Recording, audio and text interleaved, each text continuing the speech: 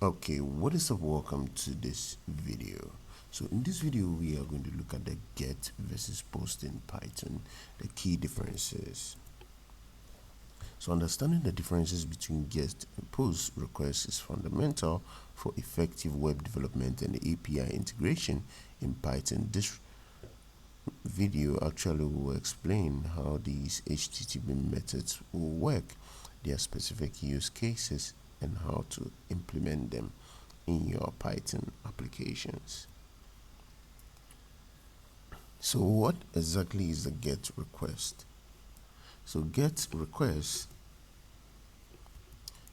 requests actually retrieve data without modifying server state, and they are safe and idempotent. Repeated calls yield identical results. The common use cases including search queries, filtering, pagination, data retrieval. This is crucial for backend development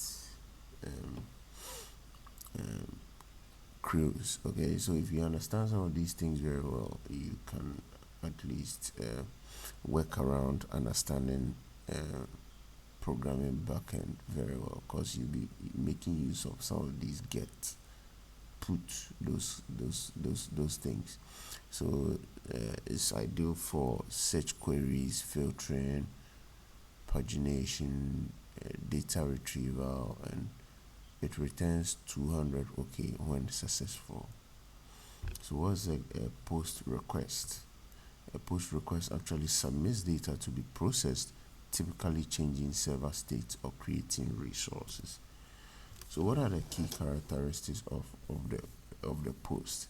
Data sent in request body.